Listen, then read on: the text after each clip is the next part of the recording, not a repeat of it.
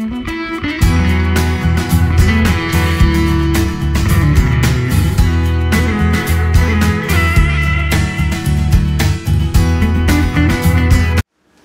à toutes et à tous, me revoilà avec une nouvelle recette, qui va sûrement vous plaire. Cette fois-ci je vous propose des petits sablés, ils sont très faciles, assez rapides et surtout ils sont vraiment très bons.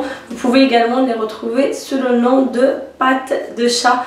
Pour ces gâteaux il faut très peu d'ingrédients, la préparation est vraiment très facile et assez rapide. Et d'ailleurs je vous conseille de les refaire chez vous, vous n'allez pas le regretter. Je vais d'abord commencer par vous présenter les ingrédients et ensuite je passe à la préparation. Pour les ingrédients il vous faut 370 g de farine, 10 centilitres d'huile de tournesol, un œuf, une cuillère à café de levure chimique, 70 g de poudre d'amande, je les mixerai après. Ensuite 130 g de beurre mou, très important, il faut bien le sortir quelques heures avant de votre frigo. Et pour le sucre glace, il vous faut 95 g de sucre glace. Et maintenant on va passer à la préparation. Donc je vais d'abord commencer par mixer les amandes pour les réduire en poudre. Pour les amandes vous pouvez très bien les remplacer par des cacahuètes, des noix, des noisettes, etc. Le plus important c'est de bien les mixer pour éviter d'avoir des petits morceaux. Alors les amandes sont prêtes, enfin la poudre d'amande. Voilà. Ensuite dans un saladier il faut travailler le beurre avec le sucre glace, le beurre mou, les 130 g. Ensuite le sucre glace. Pour cette préparation vous pouvez très bien la faire à la main. Alors vraiment très facile si vous n'avez pas de robot par exemple.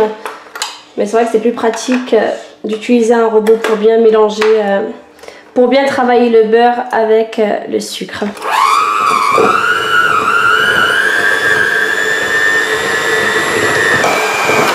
Alors après avoir bien travaillé le beurre mou avec le sucre glace, donc vous obtenez une sorte de pommade. Il faut ensuite rajouter l'œuf.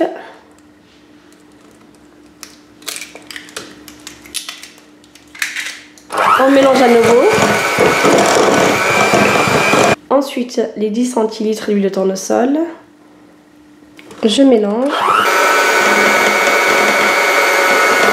Ensuite il faut incorporer la farine. Donc je rajoute la farine petit à petit. En même temps je mets la levure chimique pour ne pas l'oublier. Et je mélange. Donc j'ai failli oublier les amandes en poudre. Voilà. Je rajoute un petit peu encore de farine. Et il faut bien travailler la pâte. Alors dès que vous obtenez une pâte homogène comme celle-ci, donc pas trop dure, un peu molle.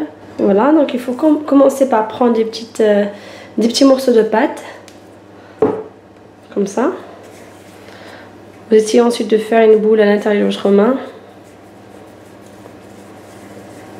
C'est vraiment très facile à faire. Comme ça. Ensuite, il faut la disposer sur une plaque avec du papier sulfurisé. Sinon, une plaque huilée. Vous mettez un peu d'huile de tournesol. Et il faut appuyer dessus à l'aide d'une fourchette. C'est vraiment très simple. Rien de compliqué. Voilà. Bien sûr, vous pouvez très bien faire d'autres formes. Voilà. Ensuite, on la met sur une plaque et à l'aide d'une fourchette, il faut appuyer dessus. Et on tire la fourchette comme ça. Il faut bien penser à espacer un peu les petits gâteaux parce qu'ils gonflent pendant la cuisson. Il faut ensuite les enfourner à 180 degrés pendant environ 12 minutes. Bien sûr, c'est selon votre four. Il faut attendre à ce que les petits gâteaux soient légèrement dorés sur le dessus. Dès que les gâteaux sont prêts, donc là on peut voir la couleur de la cuisson. Légèrement doré. Il faut ensuite passer à la décoration. Alors pour la décoration c'est vraiment très facile et assez rapide. Il suffit de prendre un petit gâteau comme ça, de le plonger dans du chocolat fondu. Si vous le souhaitez, vous pouvez le mettre dans des amandes effilées. Vous le disposez ensuite sur une plaque avec du papier sulfurisé. Sinon vous pouvez faire quelque chose d'assez simple et rapide. C'est de plonger le gâteau dans du chocolat blanc ou noir. Et ensuite vous le mettez sur du papier sulfurisé. Voilà. Bien sûr, rien ne vous empêche de faire la même chose avec du chocolat noir. Comme ça. Alors après avoir décoré les petits gâteaux avec du chocolat blanc, du chocolat noir, des noisettes, des amandes, enfin mettez ce que vous voulez au niveau de la décoration. Sinon vous pouvez très bien les laisser nature comme ça. Voilà, c'est ce que je fais la plupart du temps parce que j'ai un bébé de 9 mois, du coup je lui propose les gâteaux faits maison. Ça m'évite tout simplement de les acheter dans les grandes surfaces parce qu'il y a quand même pas mal de sucre, pas mal d'additifs et surtout au moins je sais très bien ce que je mets à l'intérieur de ma préparation. Voilà pour ces petits gâteaux. Maintenant il ne vous reste plus qu'à laisser le chocolat sécher, très important. Il ne faut surtout pas le mettre au frigo, laissez juste les petits gâteaux à l'extérieur dans une pièce. Et ensuite, il ne vous restera plus qu'à les mettre dans une boîte hermétique.